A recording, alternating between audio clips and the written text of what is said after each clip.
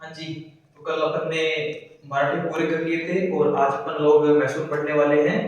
तो मैसूर के अंदर सबसे पहले हम देखेंगे मैसूर की लोकेशन क्या है, मैसूर कहाँ पे लोकेटेड है, मैसूर के अंदर कौन सा वंश है और मैसूर किनके अधीन था पहले। तो आज की हम क्लास स्टार्ट करते हैं मैसूर के साथ।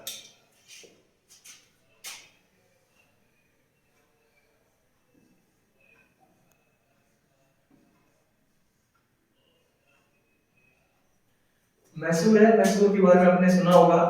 हैदर अली और टीपू सुल्तान उनकी युद्ध भूमि मैसूर रहने वाली है। तो आज हम हैदर अली के बारे में और टीपू सुल्तान के बारे में, दोनों के बारे में पढ़ने वाले हैं। तो उससे पहले सीधा टीपू पे और हैदर पे न जाकर के हम मैसूर के बारे में देखेंगे।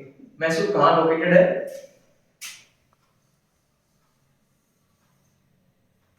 ये साउथ इंडिया है। साउथ इंडिया का ये वाला जो रीजन रहेगा, साउथ वाला रीजन, ये मैसूर है।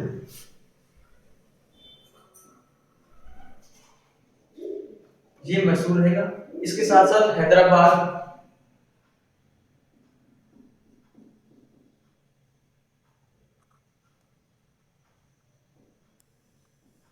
ये हैदराबाद है।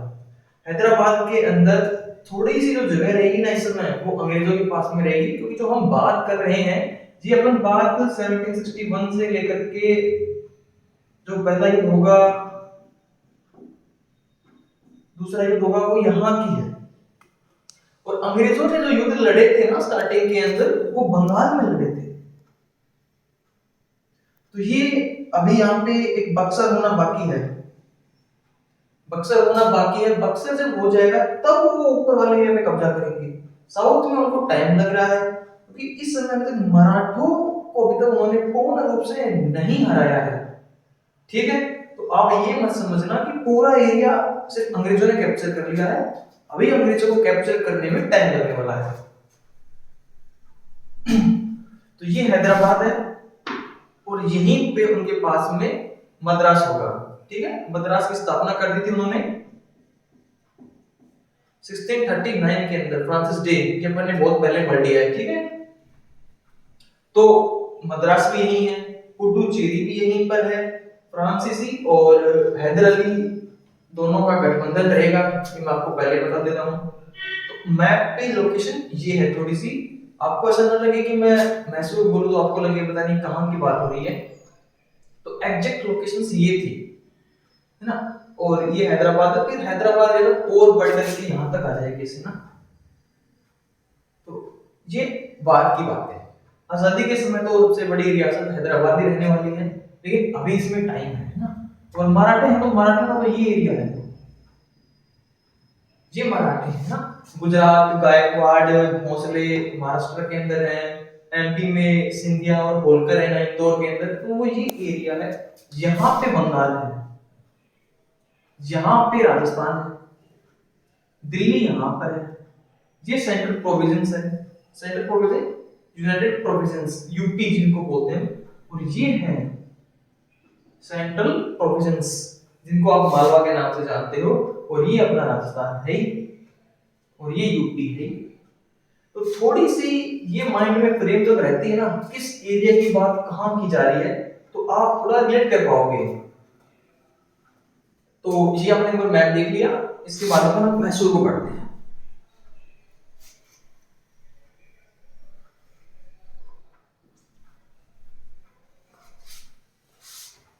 तो मैसूर रियासत है, तो मैसूर रियासत भाई किसके अधीन है, कौन राजा है, कौन सा वंश है। तो सबसे पहले अपन देखते हैं यहाँ पे कौन सा वंश है।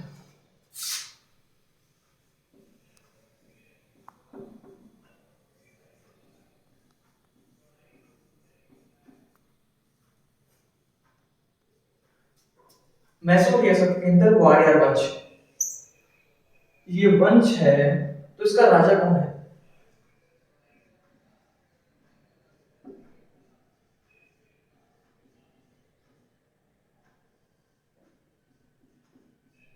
कृष्णादित्य यहाँ का राजा है, जो कि एक अयोग्य शासक है।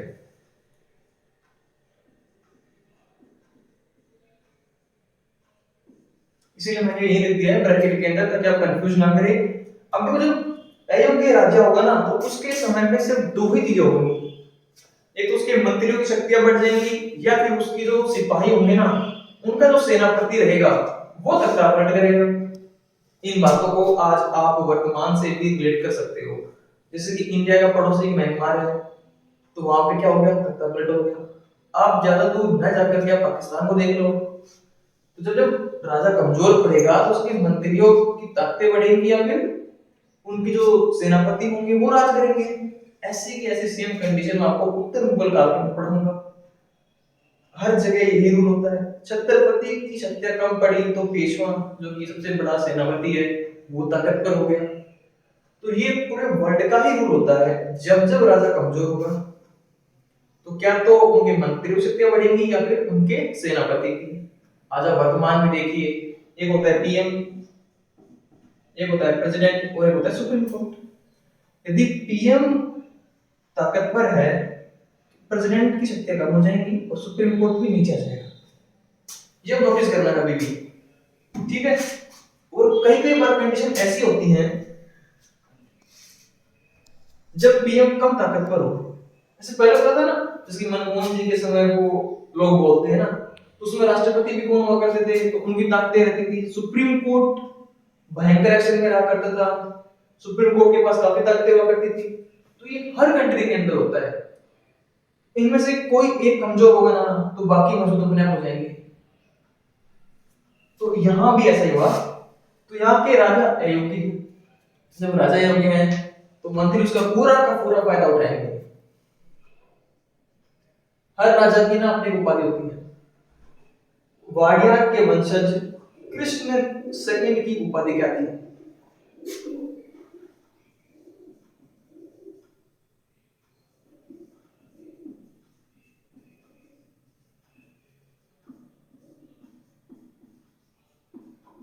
चिक्का राजा। जैसे मराठा जो है वो अपने राजा को छत्रपति शिवाजी बोलते थे। यदि आप राजस्थान की बात करोगे तो मेवाड़ के अंदर राणा का टाइटल है। तो उसी प्रकार मैसूर के अंदर जो उपाधि है वो चिक्का राजा की है। उसी प्रकार यदि केरला की बात की जाए ना, कालीकट के बंदरगाह पे आया था, राजा जमोरी ने उसका स्वागत किया था। तो केरला के राजाओं की उपाधि होती थी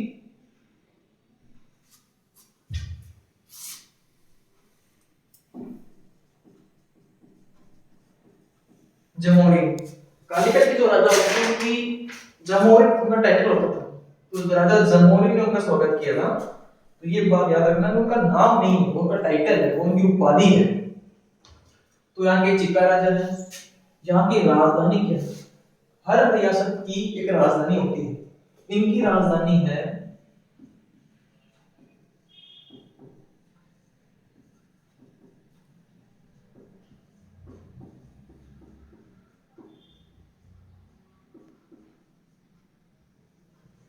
श्रीरंगपट्टनम।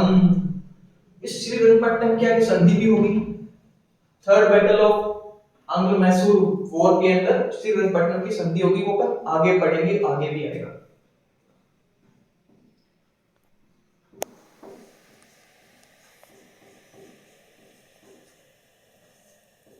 सेनापति कौन है? इतना अयोग्य राज्य है तो शासन कैसे चल रहा है? तो जो यहाँ का सेनापति है वो है हैदर अली।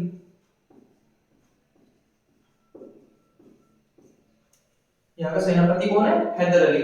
और हैदर अली क्या करेंगे, थोड़े ही समय बाद में तख्ता पलट कर देंगे। हैदर अली करेंगे तख्ता पलट। तो मैं उसको यहां लिखता हूं, ठीक है।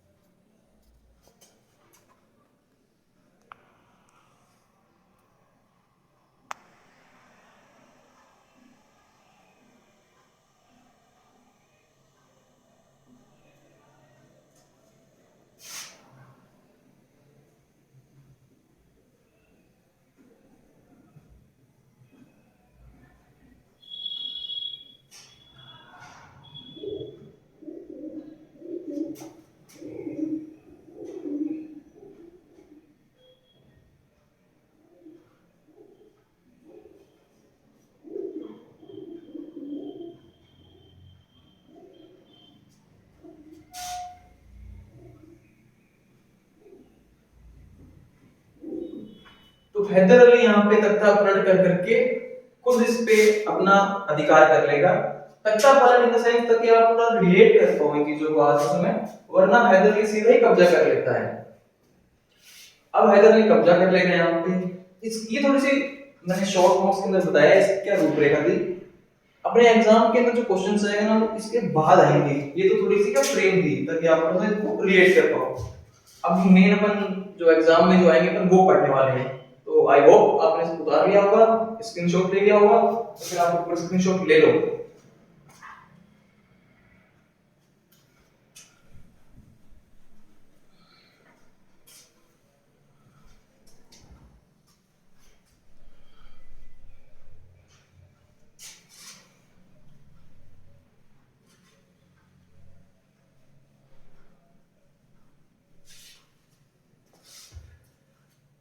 अब मेन बात अब यहां से स्टार्ट होती है। देखो फ्रांसीसी जो गवर्नर है ना इसमें डुप्ले, तो अब डुप्ले को एक तो फ्रेम के अंदर रखना।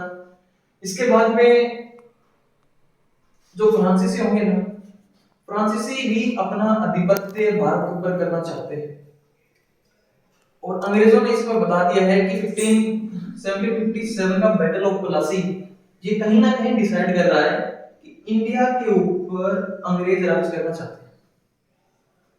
तो यहाँ पे इंग्लिश और यहाँ पे फ्रेंच, और ये अपना इंडिया है।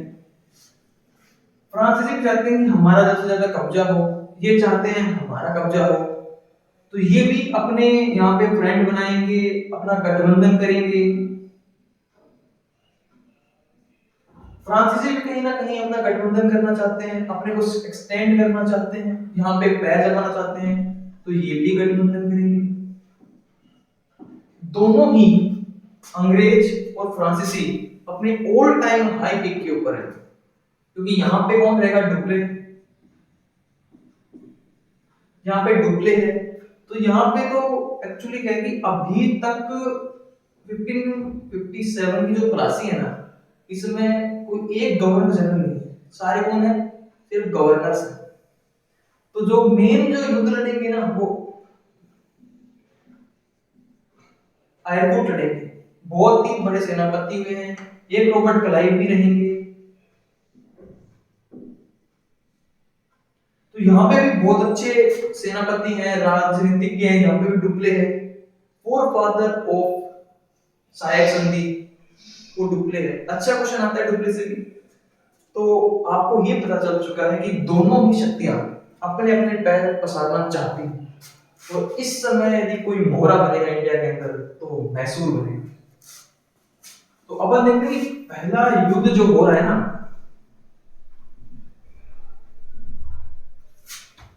प्रथम आंग्ल मैसूर युद्ध, तो क्यों होगा? तो इससे पहले एक छोटी सी लाइन आप याद रखना, जो हैदर अली है ना, हैदर अली और फ्रांसीसी दोनों के दोनों गठबंधन कर रहे हैं। गठबंधन इन द सेंस उन दोनों की ट्रीटी हो जाएगी। तो उससे लेना एक लाइन है ना, वो याद रखना।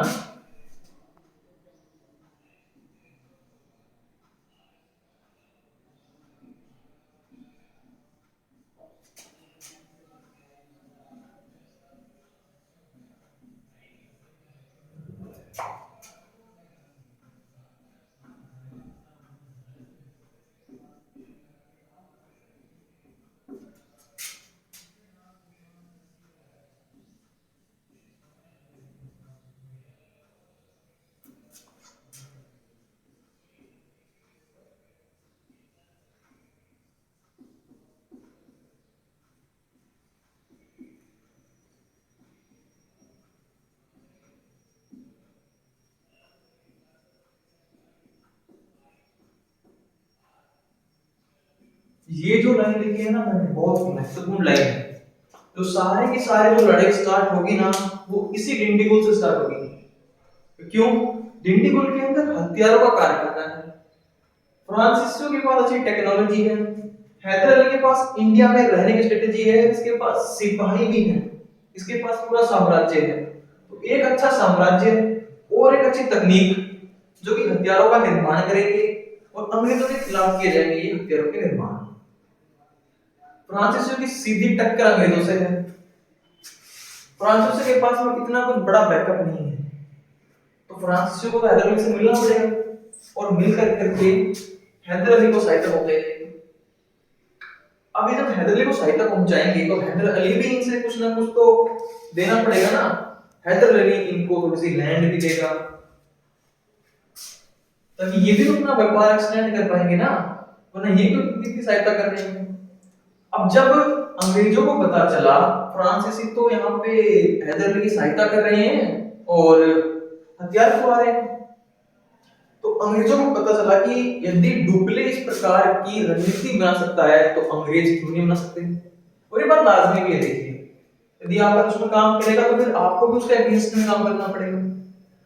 तो इस समय जो अंग्रेज रहेंगे ना, अंग्रेज, मराठे और हैदराबाद, ये तीनों के तीनों मिलकर एक संगठन का निर्माण करेंगे। आज हर कंट्री अपना संगठन बनाती है, यूरोपियन यूनियन है, अफ्रीकन यूनियन है, ओपेक कंट्रीज है। तो इस समय भी ये अलग अलग लोग बनकर एक संगठन का निर्माण करेंगे। कौन कौन है इसको देखिए। ये लाइन तो बेसिक लाइन है, मोस्ट इंपोर्टेंट लाइन है, Dindi group in the factory डाली गई थी।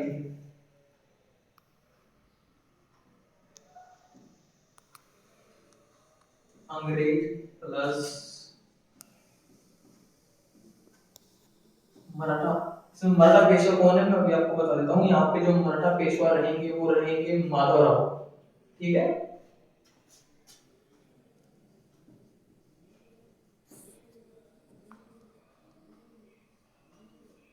और हैदराबाद, ये तीनों के तीनों मिलकर एक संगठन बनाएंगे।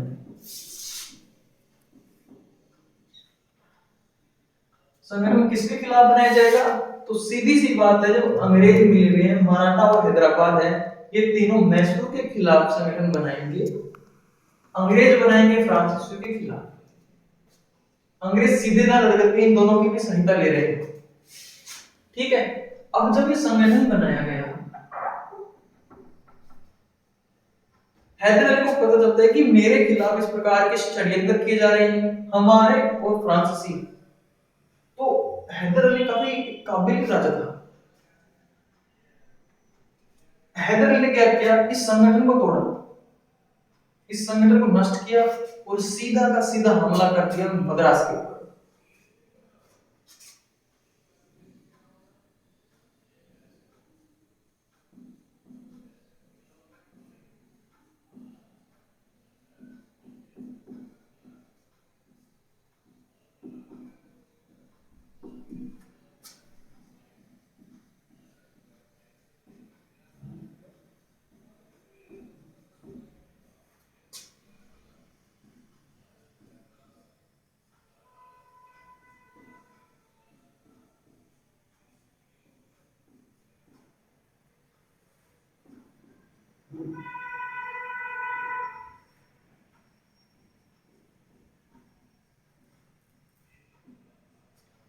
अंग्रेजों की एक महत्वपूर्ण कॉलोनी के ऊपर अब हैदर अली का राज है।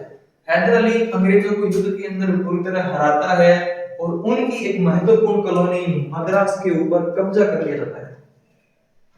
अब जब कब्जा कर लिया गया है और हैदर अली जीत चुका है, युद्ध समाप्त हो चुका है।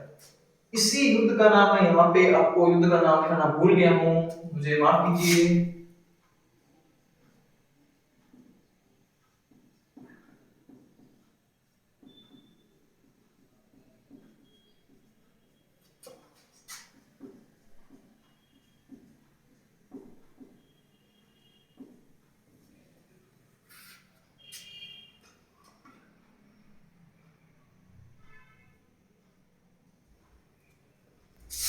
प्रथम आंग्ल मैसूर युद्ध। डेट एक्चुअली जब आपको याद नहीं रहती है तो भी कोई बात नहीं, आप इतना तो याद रख सकते हो ना कि पानीपत की लड़ाई कब हुई थी, 1761। ये कितना है, 67 है, मात्र 6 साल बाद, है ना। तो ये युद्ध हुआ था 1767 से 69 तक। अब इस युद्ध के अंदर इन लोगों ने संगठन बनाया, हैदर अली संगठन को तोड़ा और हमला किया मद्रास पे। हमला करके मद्रास को जीत लिया और मद्रास के ऊपर कब्जा कर लिया। अंग्रेजों की भयंकर हालत थी और अंग्रेज समझ ही नहीं पाते हैं ये हमारी इतनी बुरी तरह की बात हो सकती है। ये अंग्रेजों की प्रथम हार थी। प्रथम हार होने के कारण अंग्रेजों को यहाँ पे एक संधि करनी पड़ी।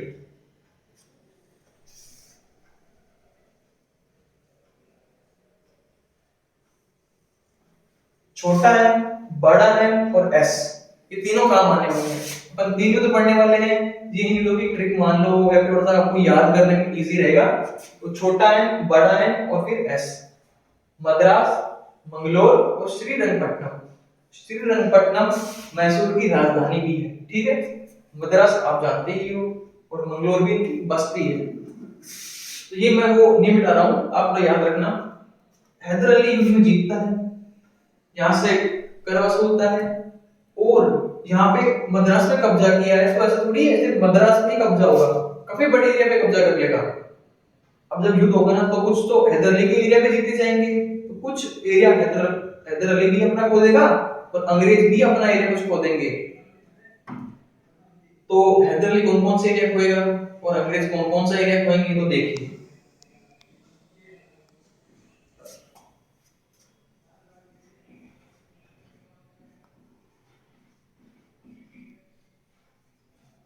युद्ध विराम होगा द्रास की संधि से।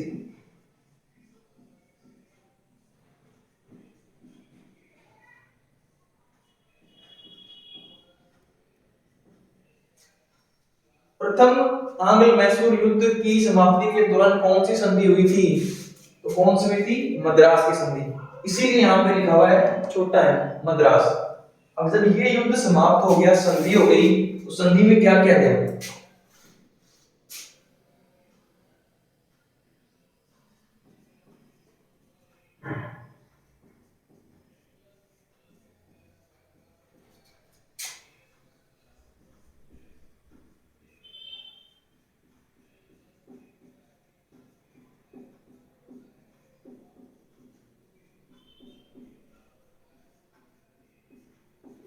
हैदर अली ने जीते हुए क्षेत्र लौटा दिए और हैदर अली को भी अपने हारे हुए क्षेत्र वापस मिल गए हैं। तो ये बात मैं लिख रहा हूं, वरना अभी बड़ी हो जाएगी, आप सुन लीजिए, समझने की बातें हैं कुछ। हैदर अली को जीते हुए क्षेत्र अंग्रेजों को दोबारा लौटा देता है, लेकिन एक ऐसा एरिया था जो हैदर अली नहीं लौटाया गया। तो ये क्वेश्चन आ जाता है कि प्रथम आंग्ल मैसूर युद्ध के दौरान कौन सा क्षेत्र नहीं लौटाया गया। नोट कीजिएगा पॉइंट की थोड़ा।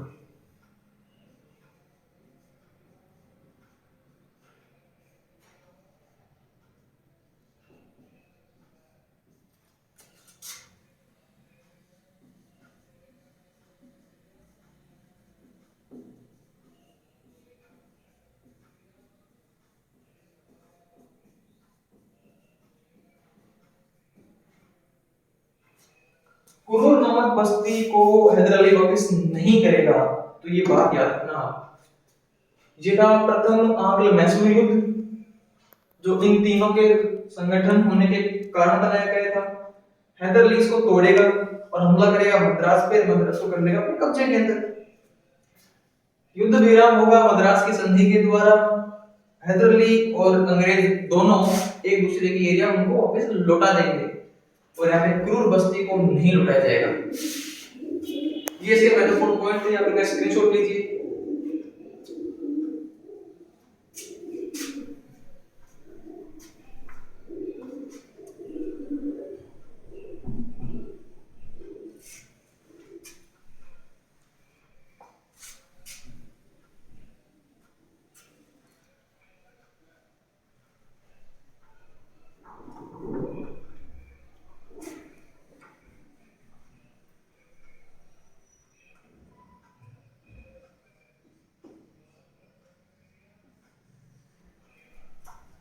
अब देखो, जो सेकंड बैटल होने वाला है ना,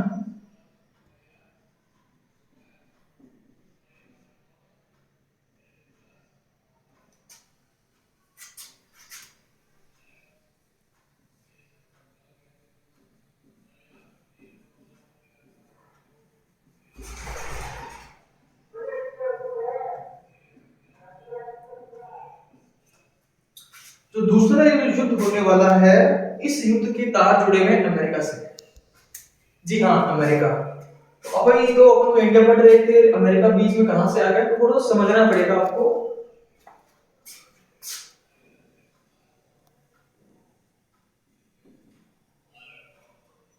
ये है यूएसए, ये है यूरोप, ये है साउथ अमेरिका, दक्षिण अमेरिका बोलते हैं इसको, उत्तरी अमेरिका बोलते हैं, और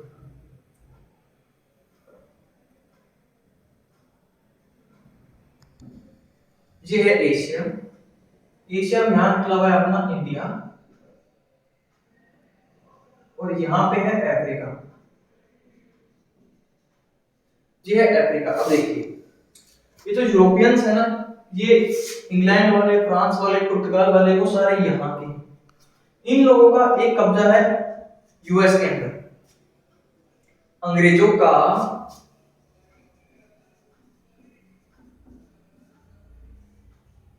कब्जा है यूएस के अंदर, और यूएस के अंदर 13 कॉलोनियां हैं।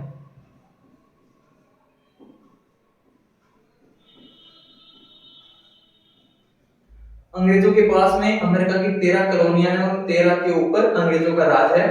और इस समय ये इंडिया की डेट है, मैं थोड़ा याद देता हूं,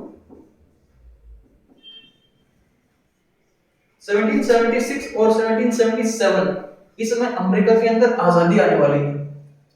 अमेरिका आजाद किन से होने वाला है, तो अंग्रेजों से, और अंग्रेजों का ही राज है भारत के अंदर, है ना।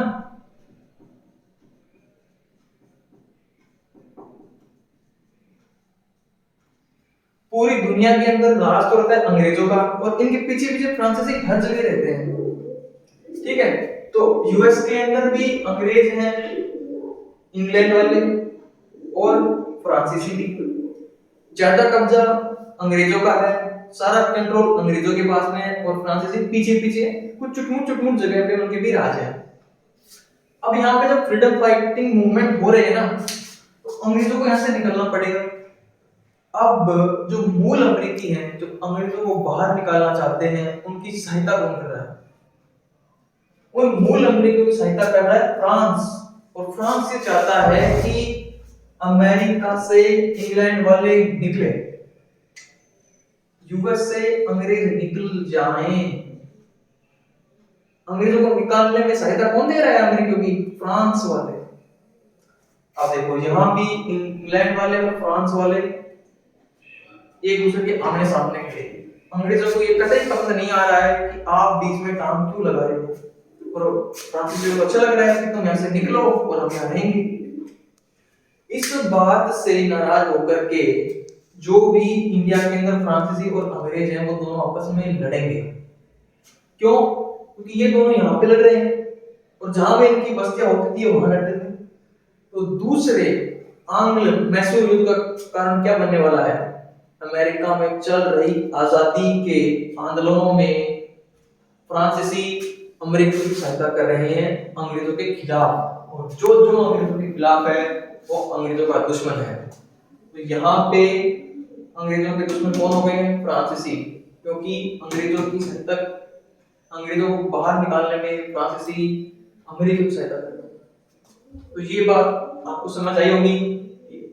जो बातें हैं वो यूएस के अंदर चल रही हैं, और यूएस के अंदर बातें हो रही हैं, उनका प्रभाव भारत पे भी आएगा। आज भी आप देखते हो दूसरे इंटरनेट आईआर जब आप पढ़ोगे, इंटरनेशनल रिलेशनशिप्स, तो उसके अंदर भी तो पूरा टॉपिक होता है किस देश के साथ क्या संबंध है हमारे, कब कब बिगड़े हैं, कब कब सुधरे हैं। तो युद्ध का कारण जानना बहुत जरूरी होता है, वरना युद्ध सीधा पढ़ा दिया जाए कि ये डेट की हुई थी और ये हुआ था, तो कोई मतलब वाली बात नहीं। तो तार कहां जुड़े हुए थे अमेरिका से इतनी दूर वेस्ट के अंदर।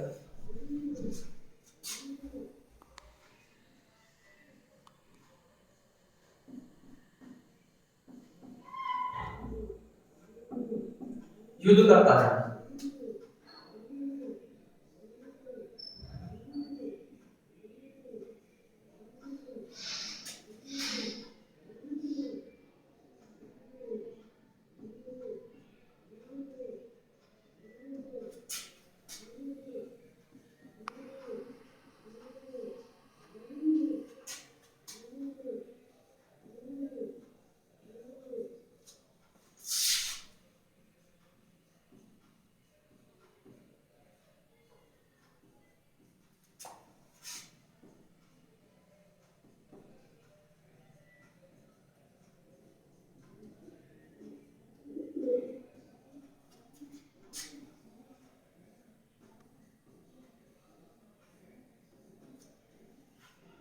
अब जब बात अमेरिका की हो रही है,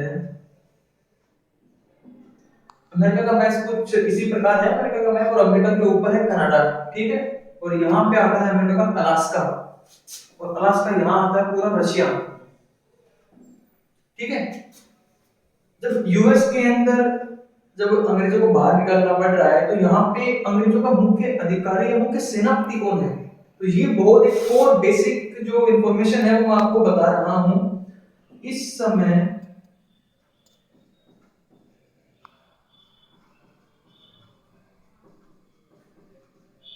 अंग्रेज सेनापति कौन है? आप सभी उसका नाम जानते हो।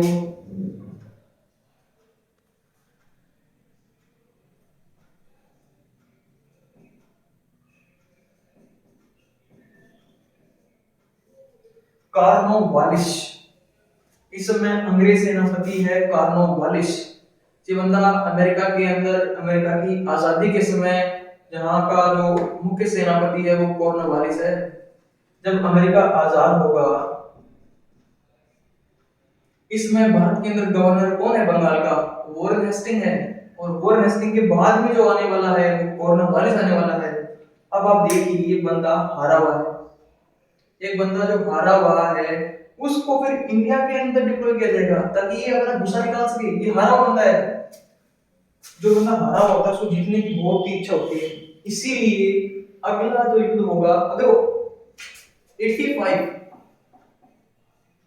85 के अंदर तो वॉरेन हेस्टिंग है, और फिर 1785 से लेकर के 92 तक कौन रहने वाला है भारत का गवर्नर, बंगाल का गवर्नर जनरल?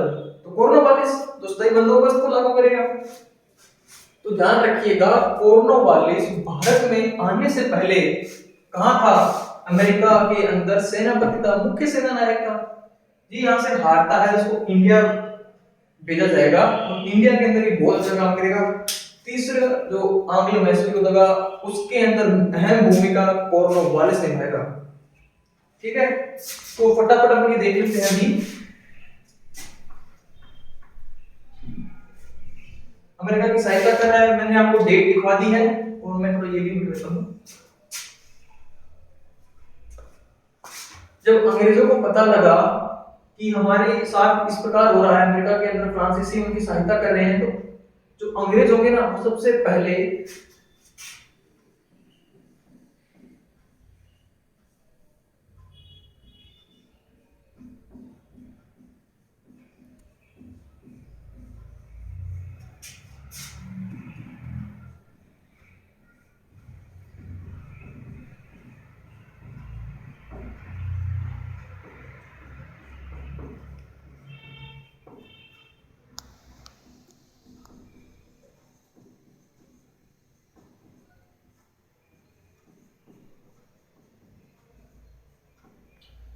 अंग्रेजों ने सबसे पहले माहे नामक बस्ती के ऊपर हमला कर लेते हैं, उस पर कब्जा कर लेते हैं।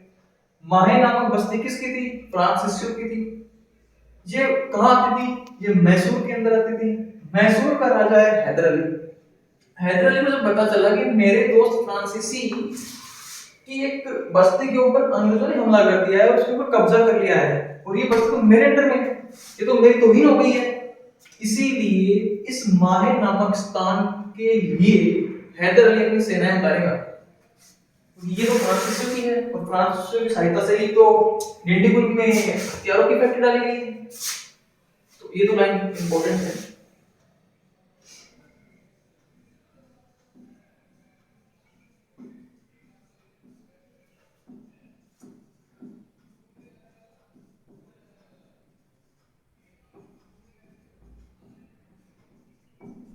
हैदर अली इसका विरोध करेगा। अब विरोध कैसे करेगा? हमला करेगा। और जो अगला जो युद्ध होने वाला है, मतलब इसी का सब पार्ट, युद्ध के अंदर युद्ध। तो यदि आप इसको राइट डाउन कर लिया हो तो इसी के आगे लिखना है आपको, ठीक है। तो मैं इसको मिटा देता हूं, मेरे यहां कुछ जगह कम पड़ रही है।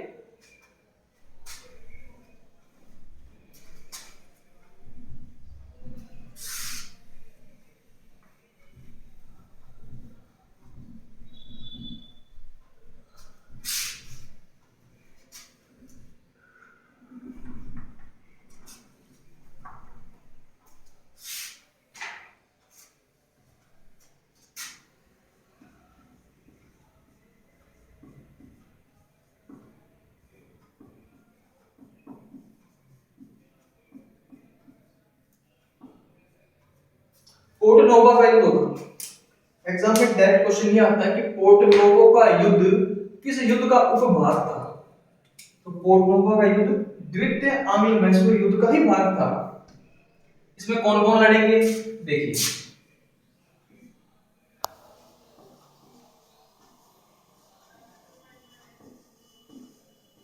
हैदर अली,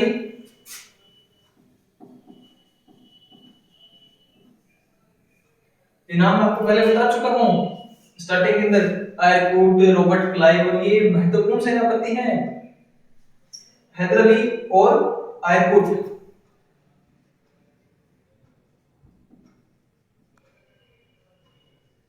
ये जीत जाएंगे, लेकिन दुर्भाग्यवश ये इनकी मृत्यु हो जाएगी।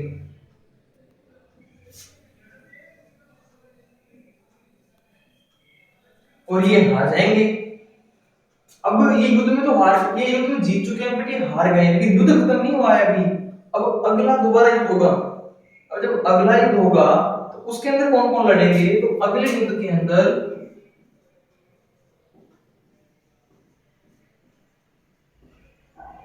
हैदर अली और अंग्रेजों की तरफ से कौन लड़ेगा।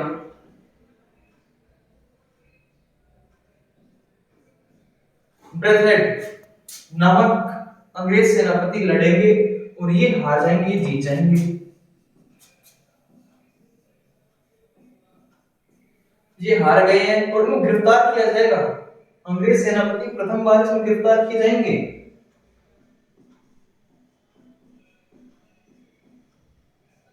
ये गिरफ्तार हो चुके हैं, ये जीत चुके हैं।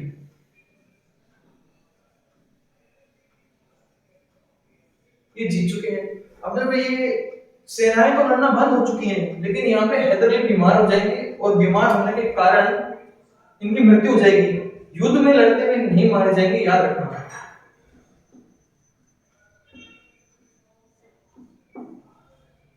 इनकी हो चुकी है मृत्यु। अब युद्ध का जिम्मा जो आ चुका है इनके बेटे,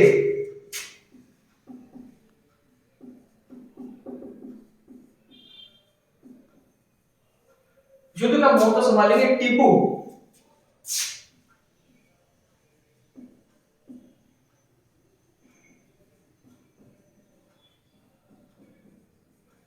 टीपू युद्ध को जारी रखेंगे और आगे टीपू जाकर के संधि करने वाले हैं।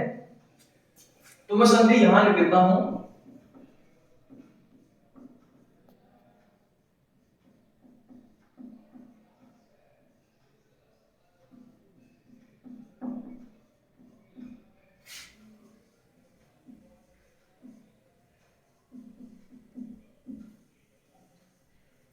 संधि टीपू करता है और मंगलोर की संधि करता है।